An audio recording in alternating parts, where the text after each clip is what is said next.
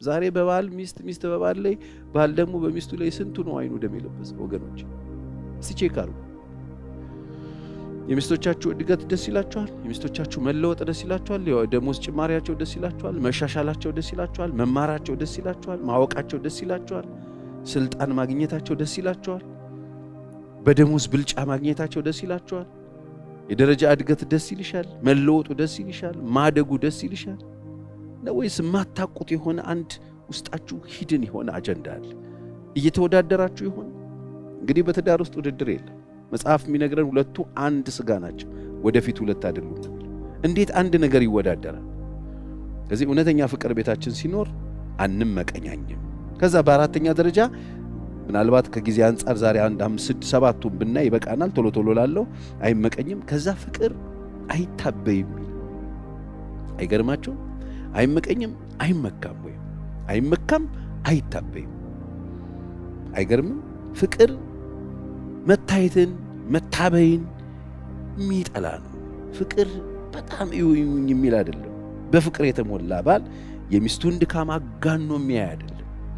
እሱም ብልጫ ለማግኘት አንዱ ላይ አድቫንቴጅ ለመውሰድ የአንደኛውን ዝቅታ በጣም አውርቶ በራሱ ችሎታና ትምህርት በራሱ ዕውቀትና ማንነት የሚኮራ አይደለም። የራሱን ብርታት አያወራም። ፍቅር አይመከኝ ምንድነው? አይመካም፣ አይታበይም፣ ትዕቢት የለበትም። እውነተኛ ፍቅር እንደሱ ነው።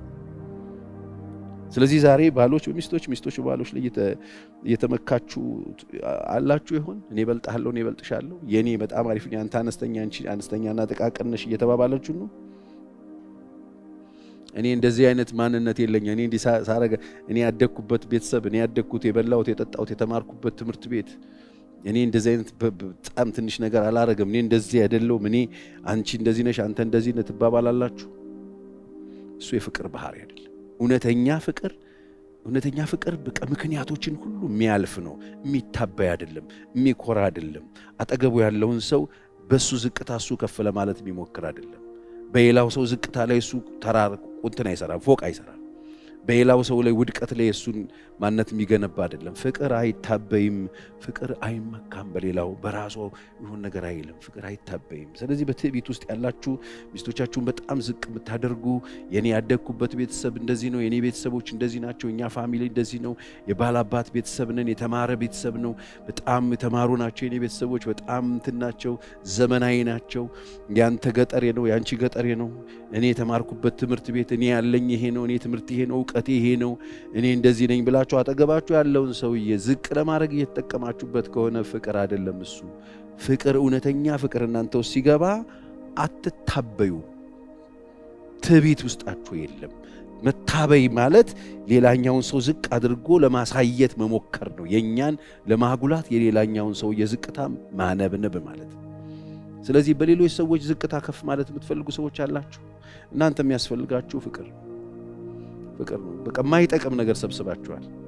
ልክ እንደ ዕውቀት ስጦታ ተራራን የሚያፈልሰው እምነት ያለ ፍቅር ደግነት የሚያሳይ የሚመስል ግን ከንቱ የሆነ ማንነት እየሰበሰባችሁ ነው ያላችሁት። ስለዚህ በአራተኛ ደረጃ አይታበይም ነው የሚለው መጽሐፍ። አይታበይም። ስለዚህ እውነተኛ ፍቅር የሌለው ሰው ነው ይሄን የሚያደርገው። ሌላውን ሰው ከራሱ አሳንሶ የሚያየው ሰው እውነተኛ ፍቅር የለው። ሚስቱን በጣም ዝቅ አድርጎ የሚያሳይ ሰው እውነተኛ ፍቅር አልገባው፣ አላወቀው። አይታበይም። እኔ ሰርቼ ያመጣሁት ነው፣ እኔ ሰፍቼ የሰራሁት ነው፣ እኔ እንደዚህ አይልም። እውነተኛ ፍቅር እናንተ ውስጥ ሲል ቼክ አድርጎ ይሄኔ የኔ ቃል አይደለም፣ ሳይኮሎጂ እያወራው አይደለም፣ ይሄንን የሆነ አስተማሪ የጻፈው አይደለም፣ መጽሐፍ ቅዱስ ላይ ያለ አንደኛ ቆሮንቶስ ምዕራፍ 13 ነው እያነበብኩ ያለሁት። እዚህ እኔና እናንተ መጽሐፍ ውስጥ የተቀመጠው ይሄ ፍቅር ነው። ስለዚህ ይሄን ፍቅር ይዘን ነው ትዳር። ይሄን ፍቅር ይዘው የገቡ ሰዎች ይታበያሉ። ይሄን ፍቅር ኑሯቸው ውስጥ ይዘው የገቡ ሰዎች አጠገባቸው ያለው ሰው ዝቅ ያደርጋሉ። ይሄን ፍቅር ያልገባቸው ሰዎች ማለት ነው። ይሄን ፍቅር ይዘው ያልገቡ ሰዎች እንደዚህ ነው የሚያደርጉት። ስለዚህ ይሄን ሳትይዙ ገብታችሁ አጠገባቸው ያለውን ሚስት አጠገባቸው ያለውን ባል ዲስካሬጅ እያደረጋችሁ ያላችሁ ሰዎች ትኖሩ ይሆን? ካላችሁ እናንተን ለመመለስ ነው የቆምኩት። ወደ መጽሐፍ ቅዱስ ኑንና እንዲህ መጽሐፍ ቅዱስ እንደዚህ ነው የሚለው፣ እኔ ደግሞ እየታበይኩ ነው። ታዲያ እኔ ጋር ያለው ነገር ምንድነው? ለቤቴ፣ ለትዳሬ፣ ለልጆቼ እናት፣ ለልጆቼ አባት ካላችሁ ፍቅር አይደለም ማለት ነው። ስለዚህ የያዛችሁትን ነገር ጣሉና ቀይሩት። ፍቅር አይታበይም። ፍቅር በሌላው ሰውዬ አይኮራበትም። የመጨረሻው ይሄ ነው። እግዚአብሔር ማስተዋል ይስጠን። ስለዚህ ፍቅር አይታበይም፣ ፍቅር አይኮራም። ጨምሩበት እናንተ። ፍቅር አይኮራም። ኩራት ማለት ውስጣዊ ትዕቢት ማለት ነው።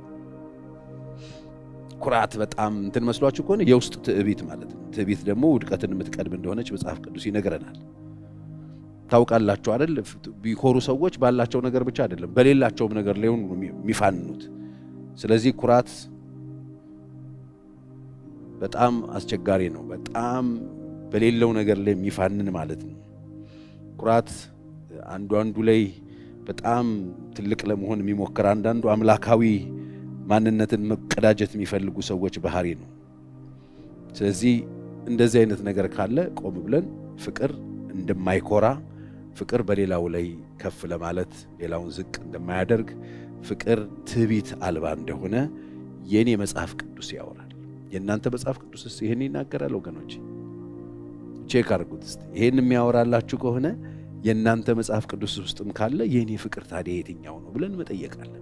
ዛሬ ቤቶች እየታወቁ ነው። ዛሬ ቤቶች በየጊዜው ነው የሚመጡት።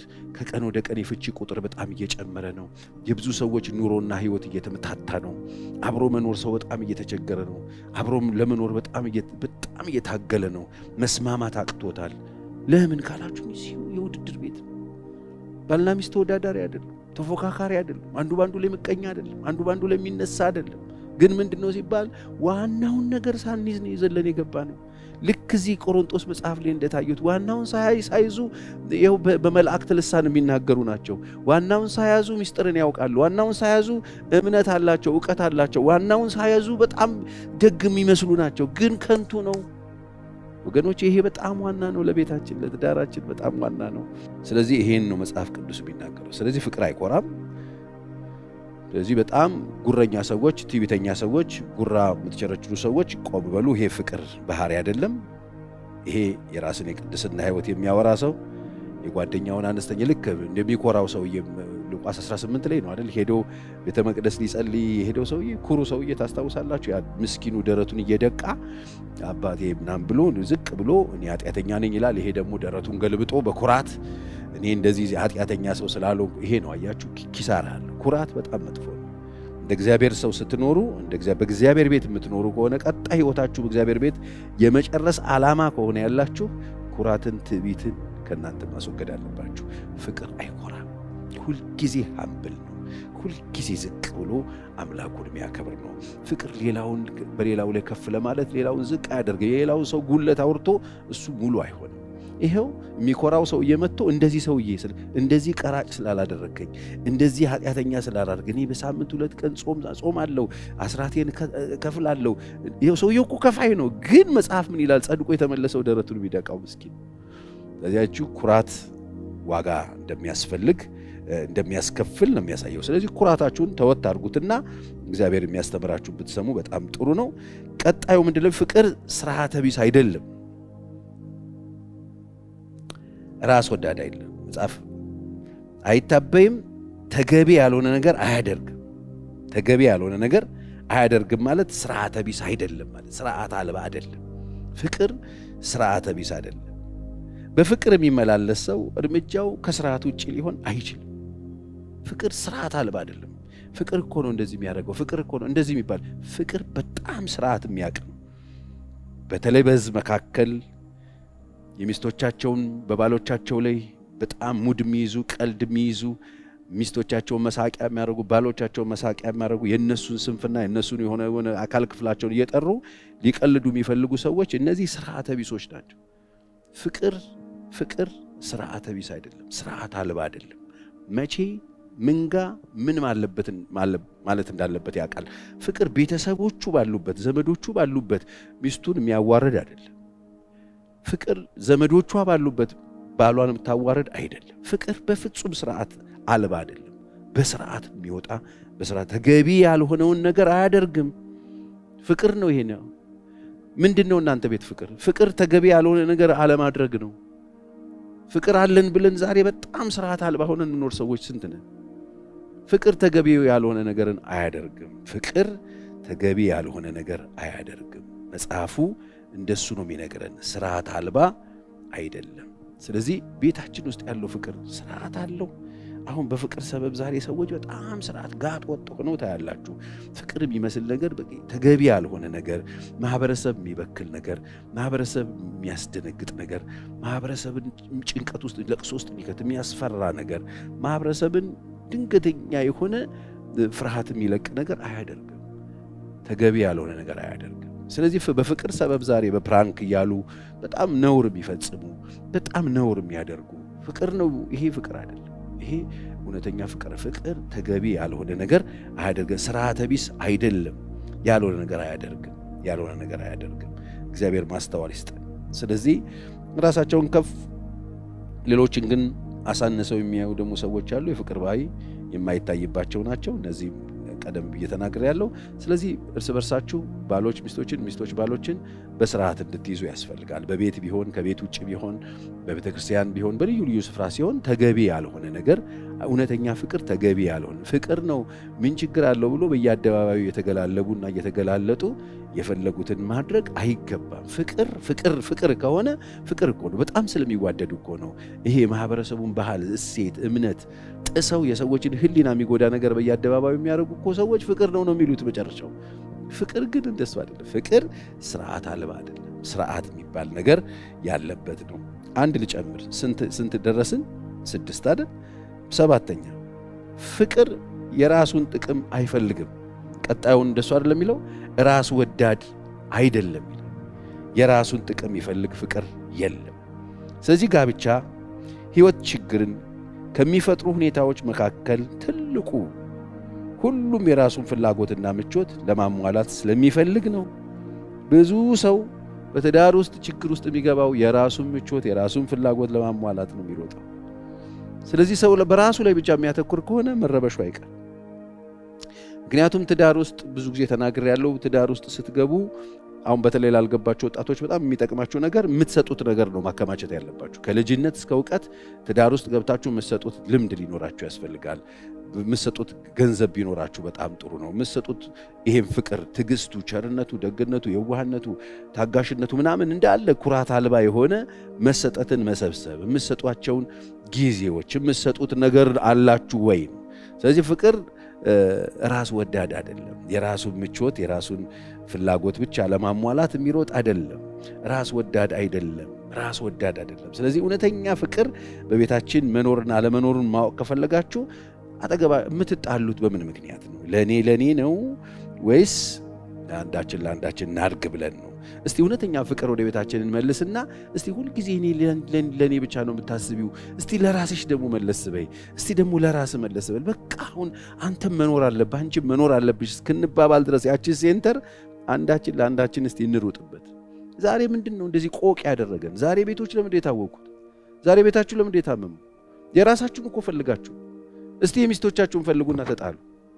እስቲ የሚስቶቻችሁን ፍላጎት የባሎቻችሁን ፍላጎት እስቲ ፍቃድ እነሱን ፍቃድ ለማድረግ ፈልጉና ተጣሉ። አይደለም እኮ ዛሬ ጠቡን ያመጣው ፍቅር ራስ ወዳድ አይደለም። የራሱ ምቾት የሚፈልግ አይደለም። ነው የሚለው። ስለዚህ ከራስ ወዳድነት ውስጥ መውጣት አለብን። የራሱን ጥቅም የራሱን ፍላጎት የራሱን ምቾት የራሱ እኔ ከሆነ በጣም አስቸጋሪ ፍቅር የለውም። እሱ ከንቱ ነው። ምንም ትርጉም የሌለው ህይወት ነው። ቅድም እንደ መግቢያ ላይ እንዳነበብኩላችሁ ሁሉ ነገር ኖሮት እንደሚንጫጭ ትርጉም የሌለው ሚንሿሿ ጽናጽል ሆኛለሁ ነው የሚለው። ፍቅር አልባ ህይወት ወገኖቼ በምንም አይነት የኑሮ ደረጃ ላይ ብትሆኑ ይሄ ከጎደለ ራስ ወዳድ እስከሆናችሁ ድረስ ትርጉም የለውም ቤታችሁ። ራስ ወዳድነትን ከቤታችሁ አውጡትና ፍቅር ቤታችሁ እንዲነግስ አድርጉ። አንዳችሁ ለአንዳችሁ መኖር ጀምሩ። አንዳችሁ ለአንዳችሁ እስቲ ድል ስጡ። አንዳችሁ ለአንዳችሁ የሚደረገውን ነገር አድርጉ። እስቲ እንግዲህ ጌታችን ኢየሱስ ክርስቶስ ፍቅርን ያስተማረን እንደዚህ ነው። ለዚህ ነው 12ቱን ሐዋርያት ደቀ መዛሙርቱን ሰብስቦ ድንገት ተነስቶ እግር ማጠብ የጀመረው። ዝቅ ብሎ እንዲህ አንተ ጌታን እንዴት ራስ ነው እኔ እንዳደረግኩላችሁ እርስ በርሳችሁ። እስቲ ፍቅር አለ የለም ቤታችን ውስጥ? 7 ነገር ተናግሬያለሁ ለዛሬ ማለት ነው። ፍቅር ታጋሽ ነው ብያለሁ፣ ደግ ነው ብያለሁ፣ አይመቀኝም ብያለሁ፣ አይመካም፣ አይታበይም፣ እንደገና ደግሞ የራሱንም አይፈልግም። እስቲ ቤታችን ውስጥ እነዚህ 7 ነገሮችን ደርድሯቸውና አሉ ወይ? እነዚህ ከሌሉ ማንም ቤታችሁ ቢመጣ ምንም ቤታችሁ ውስጥ ብታደርጉ ምንም አይነት ማቴሪያል ቢኖራችሁ ምንም አይነት የገቢ ምንጭ ብታገኙ ከንቱ ትርጉም የለውም ቤታችሁ።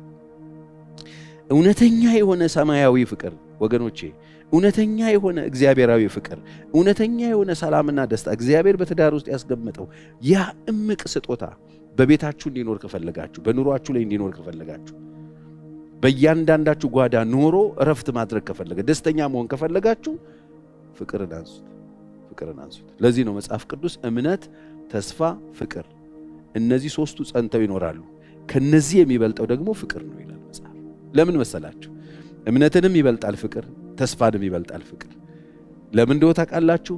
እምነት የሚያስፈልገን ተስፋ የምናደርገው ነገር እስካለ ድረስ ብቻ ነው ወገኖች። የምናምነው መሬት ላይ ተስፋ የምናደርገው ነገር እስካለ ድረስ ብቻ ነው። እምነት የሚያገለግለን ተስፋችን ጋር ለማድረስ የሚያጸናን የሚያቆመን ይደረጋል እያለ በመካከል ላይ ተስፋ ያደረግከው ነገር ጋር ትደርሳለህ ብሎ የሚደግፈን ማለት ነው እምነታችን የሚፈጸመው ተስፋችን እጃችን ሲገባ ተስፋ መሆኑ ይቀራል። በቃ ተስፋ ቀረ ማለት ነው።